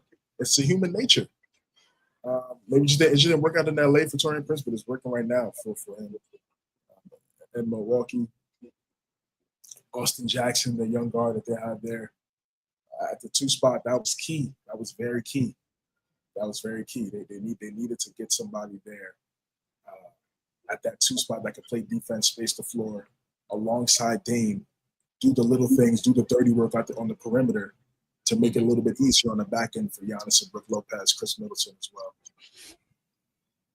Gary Trent Jr. coming off the bench. Bobby Portis is one of the best 6 men in the NBA. Role players, quality role player. So congratulations to the Bucks winning this NBA Cup. Guys hit $2 as well. So it's cool. It's cool little. That's just what I'm saying. Just continue to grow with this method, and I think we'll have some lasting stories behind it, because now you can see a team win the NBA Cup and the NBA Finals. So you could possibly see that down the road. That'll be crazy. Completely won the entire season. Like, you already won. Yeah, pretty much. You win the finals, you win the season, obviously. But you're winning 2 chips in one season, in-season tournament and the playoffs. Over time, that will have more of a better sound to it as this continues to grow. So, like I said, congratulations to Milwaukee. It would definitely make for a case for the best team for that season, because injuries happen. People can get hot at the right time, but if you can win both championships, the beginning and the end, you look more like the best team all year long. So I think that's actually a really good point. I'm cranking up to the comments over there that Darvin Ham in the Cup coaching compared to the rest of the season.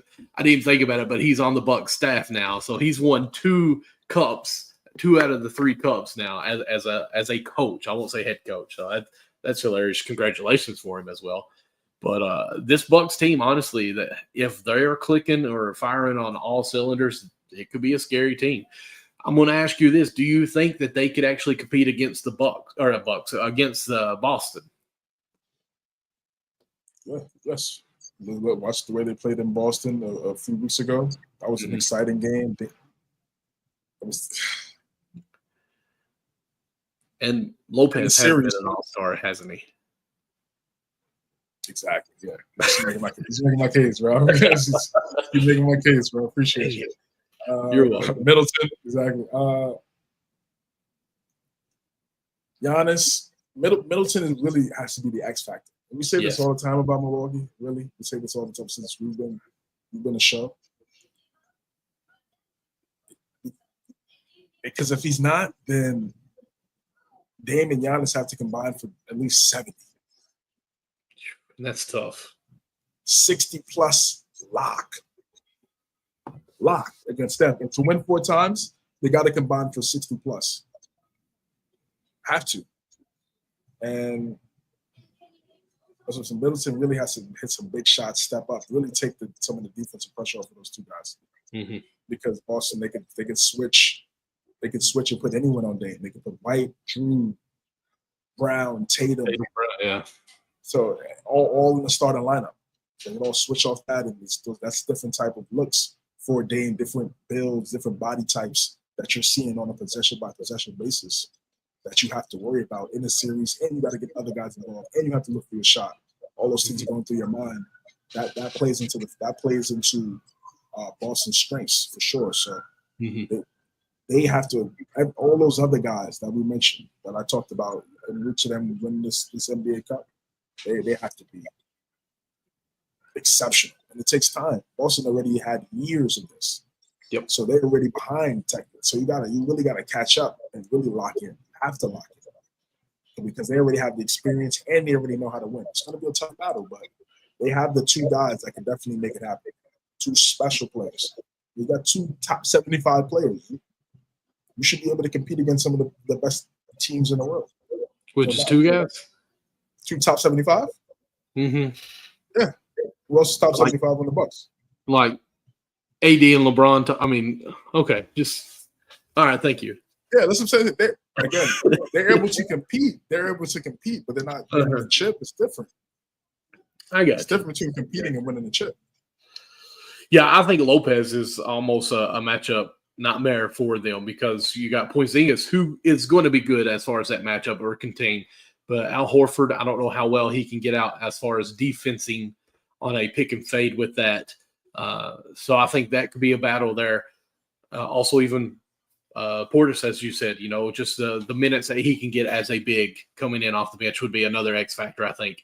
But yeah, I think the number one key is Middleton on what it goes on. You know what you're going to get from Dame. You know what you're going to get from Giannis. Lopez, what defense he does as far as he won Defense of the Year 2 years ago, didn't he? Defensive Player of the Year. If he didn't, he was number 2. I can't remember. Triple J. Okay, but he was up in the top 2 or 3, I think. So he's there to protect the rim all the time. Giannis as well. So it's going to be hard for him to get to the paint without having contested shots constantly. But yeah, I think the Bucks are a team that can really cause some noise in a Eastern Conference Finals if it's those two teams. But we know the Bucks got to get through Miami first. So, that's pretty hard for them as well. Yeah. I know that was a series, man. That first round. Yes, sir. There was one person on our show that picked Miami to win, and I got laughed at. Yeah, but we'll go on. You hit the. You definitely got that one. You got that one for sure. Of course, it was a little bit of a phantom there, but we had to go with it. Listen, I'm ready to talk about this. Let's go into this, please. The 2012 Grizzlies versus the 2022 Grizzlies. What a matchup. And let's see here, is it? Jerry Jackson says the 2022 Grizzlies would beat the 12 Grizzlies 4-1 in a 7-game series. What's your thoughts? I'm gonna let you start. Because we got to know what era we're playing in. That's the thing. It's always an era. What rules are we going with? Doesn't matter. Doesn't matter what era it is. Taking the 2012 Grizzlies every single time. Like, what are we do? Like, so much fun to watch. What are we really talking about? And then, I understand Jerry Jackson. Definitely got to have confidence. Got to have confidence in the squad. 4-1 is insane. Insane. If you think this was the team that I believe defeated the number one seeded Spurs in the first round. Yeah. So he's crazy. He's crazy. No shot. Steven Adams guard Marcus Gasol? Huh? Grizzlies Marcus Gasol? Different. DPOY won Defensive Player of the Year, 2013. Zebo was different. Jerry, they have a Defensive Player of the Year as well in Triple J, no doubt. Ja Morant, special. The best player out of everyone for sure is Ja. Right. But in terms of the team, the way that Tony Allen guarding Ja, I'm here for that. I'm here for that matchup every possession. I want to see what that looks like.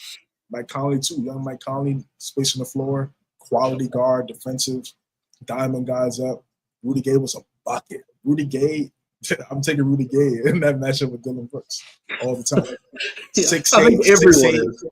6'8", could rise above you with the midi, spin fade. Elite. Yeah, he was a problem in Memphis, man. I really thought there was a time when people were talking about him and KD. There was a time for that. People who was around during that time watching the game and seeing the way Rudy Gay was playing. He was definitely saying him and KD. And then KD obviously took it, astronomical. You know what I'm saying? But there was a time in the beginning when KD first got to the A. People was talking about him and Rudy Gay like, yo, bucket for sure. Z-Bo, I mean, just the post moves, the footwork. I was talking about Al Jefferson. This guy's same thing. Lefty. Yes. Just the mid range. Really didn't have a lot of athleticism, but was physical. It's elite footwork, elite touch, face up game. Could do everything. Lionel Hollins coaching. Taylor Jenkins, though. Compare the coach, Taylor Jenkins to me is better than Lionel Hollins. Taylor Jenkins is one of the best coaches in the league. He's really good. He's really good. This is a good series. I'm taking 2012 Grizzlies in 6. In 6. Yeah. I'm trying to make sure. OJ Mayo. I forgot about OJ Mayo. OJ Mayo was a bucket. They had Gilbert Arenas too on this team. I mean, he didn't really play like that. He didn't really play. I know, but I mean, it is this year. Because I was looking there, I knew Tayshaun Prince, another Kentucky guy that played on that team, so I was wanting to make sure. But he's actually the year after when he started playing for them. But yeah, Z-Bo, you couldn't stop. And you said he wasn't athletic. That hurt my feelings. That hefty lefty, what he could do with that footwork, man, he was a terror with his back to the goal. So he was great. Loved him. And it didn't matter. You could be all over him, like 3 inches above him, trying to challenge a shot, and he would still somehow hold his hand out much further out and get that angle that he could shoot on that. But no, I mean, Mike Conley during this time was a phenomenal player. Like I know Ja is great, and I get it, but a lot of his hype is his ceiling of his dunks. Mike Conley.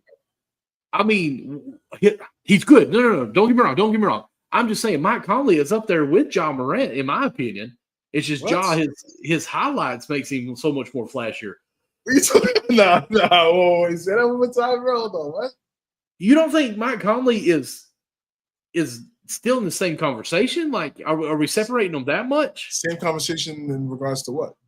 As, he could hold his own with Ja Morant. I'm not saying he's better than Ja, but it'd be a good battle. Yeah, it'd be a good battle, but right. And I feel Tony Allen would be guarding Ja. So I agree. That already tells you what it is right there. I mean, Ja Morant would be guarding Mike Conley. Do you think? Yeah, I think that's what I'm saying. It'd be a good battle. Okay. No. I don't think I'm disrespecting Ja Morant at all. I think people forget Mike Conley during this time how good he was too, though. He was nice. He was there. He was never able to. He was good. He was really good. It was just tough for him to make the All-Star team because you had Chris Paul, Steve Nash, Steph was coming in there, Deron Williams. It was just tough for him to make the All-Star team. But yeah, he was good. He was really good. Westbrook, he was really good. Mm-hmm. Harden, the speed that he had too. But yeah, no, I would even say 5. 2012 in this. Wow.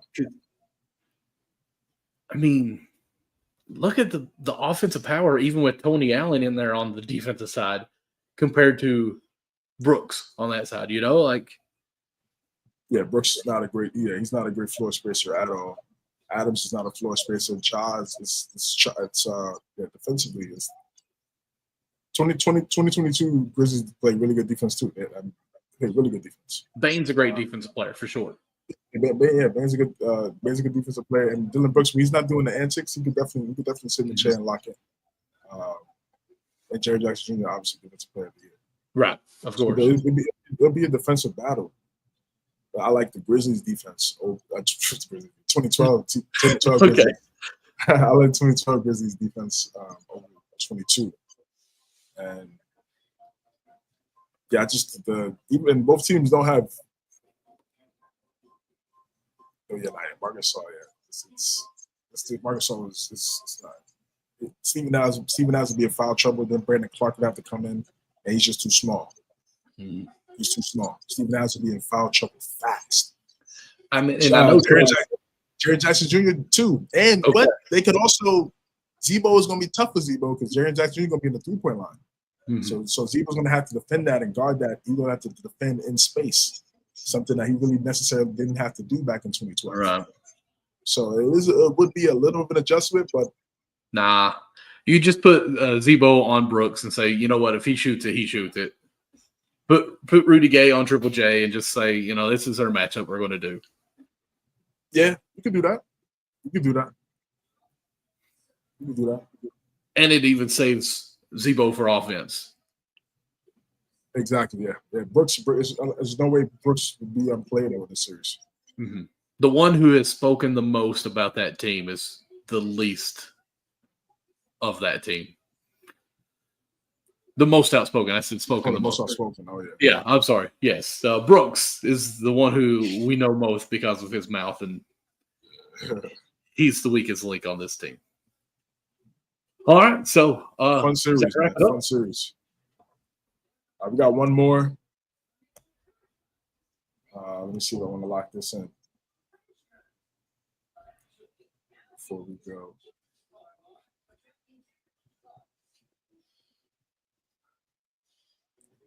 While he's getting this ready, guys, again, I want to give a shout out to all you all that are still watching right now live. We've been at this for almost 2 hours, and there's still 140 of you all watching right now as we speak.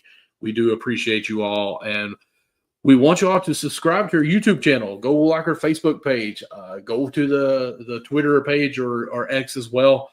Do all those subscribes and follows, man. We appreciate it. We try to go live every Tuesday around 9:30 on Tuesday and bring you the NBA convos as we can. But we also want to hear from you. Get in the comments. Let us know what's going on as well. It helps conversation go a lot more. And we know that you guys got some input. Yes, sir. Appreciate you guys. We're liking this last topic in right now. Okay. I want to get you guys' thoughts on that. You're making me nervous with this topic. I don't know where we're going with it. We talked about this a little bit already. Okay. We gotta get it on the show. All right, here we go. Oh, I just got a notification what it is. I don't know how, but what was that? Is it the KG? Yeah. Did you just share that on Twitter somehow? Literally, it hit Twitter. All right. All right, so Giannis, Kevin Garnett. Who you got, brother? I mean, I'm not going to combat you at all compared to what we already talked about on this. To me, it's hands down, it's KG. The tenacious defense and the attitude, the mentality that he brings with the athleticism that he has. Giannis is a great player, and downhill, he's unstoppable. But KG, with his defense, his rebounds, his physicality, his offense too, who I think gets less credit on compared to what else he does.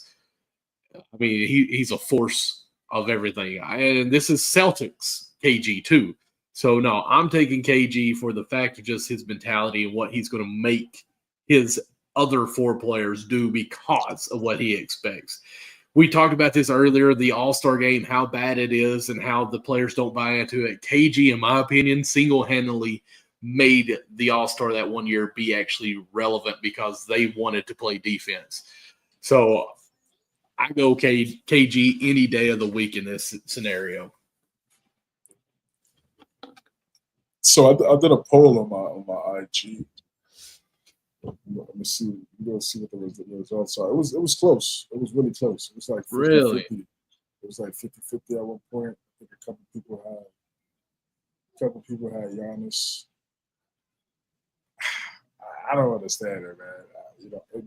I mean, I do understand it in a way, but I think Yeah, so it was 58% Giannis, 42% KG in my story. Really? I think I might have had like 30 something, almost like 40 votes. So, people, it's really just an era thing. It's really an era thing to me. The way I see it, I see how KG played in his time, and if you were to add the spacing and everything that today's game has with his game and complement, he would be just as dominant as Giannis is right now. He probably even more because his ability to shoot the ball, face-up game, footwork in the mid-range at the elbow, it's different. It was different the way he was able to create, and he was a lean guy too, as well. Like Giannis started out like that lean build until he developed the muscle. Both defensive-minded for sure, so it's close. But I would take KG in terms of, again, the face-up ability, offensive moves in the high post, in the mid-range, that 17 to 19 foot range. Be able to create his own shot there, I'll take that because he could do everything else that Giannis could do. Slashing, the lanes he would get in today's game, going to the basket. He would have the assist because he'd have the basketball in his hands more. Wouldn't necessarily need a guard to give him the ball that much. So his assists would go up. So I'm going with KG. People, it's just today. These young people, these young basketball fans, casual fans, they just look at the stats. They're not looking at how these guys are getting the numbers. If you look at how they were getting the numbers, then you don't you appreciate the stats because they're important. But then you could say, wow, look how he was getting to his spots. You can easily do that in today's NBA. Just imagine if you had the spacing in today's NBA. So when you break it down like that, to me, it just shows me that I would just take KG. It's close, but like I said, I like the shot creation that they create off the dribble. So I just shared it on my X and put, hands down KG. So hopefully, we'll get that going around. You said you did on a poll on IG because I didn't see it. Yeah. On my story, on my personal. Oh, okay, I got you. Yeah, that's a poll. Maybe we should try to get going around on our MNC or on X as well, because I wish there was a way that we could see, like you said, the age group too on how the voting went. Because let's be honest, the past decade of NBA probably don't know much about KG. Sadly. Yeah. So fortunate that it's that way. But again, I blame the mainstream media because they have the pulse, they have the voice of, and the content. They control the content. They control what's being out there. So I blame national sports media how they conduct things in terms of teaching people the game. Mm-hmm. People appreciate legends like this showing games. You got to start somewhere. You got to start with the people that's pushing out the content. But yeah, KG definitely is going to go down. He's going to be underappreciated. It's sad. That's what's going down. That's the route it's going towards. Because as his numbers won't look as great as some other players over time, they'll start to say, they'll start to come out with whatever type of narratives. It's wild. But watch his games. He was a problem. So, who was more valuable for that Celtics team, Pierce or KG to you?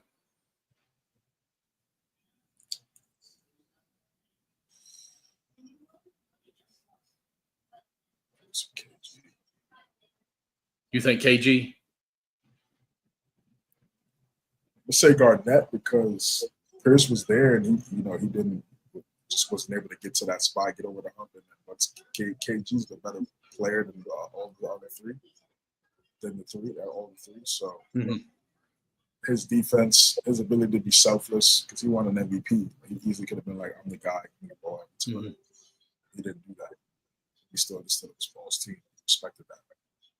That's what helped them develop the relationship they got now. They're still doing the podcast and that type of stuff. So, so I would say KG was the most important for sure, especially going up against those Laker teams. Pierce got the MVP, deservedly so. But I think KG was the right piece that they needed to. Oh yeah, take it. Yeah. I agree with you, but I'm KG did so much. Paul Pierce did a lot too, but KG had great defense, great rebounding, great offense as well, plus with that mentality. So Paul Pierce had great offense, but he wasn't the best passer or anything like that. I mean, he did well at passing, don't get me wrong, but, you know, it wasn't the highest quality with his scoring at the same level. And he couldn't guard as well. But, of course, they were physical back then, so guarding was much different as well. So I've always felt like KG was the better all-around player for that team. Now, I'm not trying to say Paul Pierce was bad at all. Don't get me wrong. They all were there. But if I had to pick a person off of that team and I had first pick, I'm picking KG. Of course, yeah, of course. No. All right, sounds good. I think we got our show in. Yes, sir, guys. I got 141 in here. Oh man, we appreciate everybody. That was tuned in from the start. Thank you, guys. That's crazy. We appreciate you guys because honestly, we stayed over 120 for the whole episode. So we're very thankful for you guys to stay tuned in with us. Shout out to you guys for sure. If it weren't for you all, we wouldn't be, we'd probably still be doing this, but we just do it over like Zoom or something instead. So we appreciate you guys. Jump in our comments, man. That's all I ask is, man, let us know what you think on the comment. If I say something that's totally off the wall, you know, check CJ on his 3 superstar that has to be on the team to be NBA championship competitiveness. Come on, correct us sometimes. We want the content. We want the banter in a way. You know, that's why we're here to discuss. We don't want to be the Stephen A. Smith that on TV today that says OKC. My prediction is OKC will be in the NBA Finals this year. Well, they're the number 1 team. Like, that's pretty easy to predict that. So we want to be real with what we say. We're not trying to be those what you want to hear, LA this, LA that. We want to talk about all the teams, the Knicks, the Hornets, and the starters jacket. So that's what we're here for.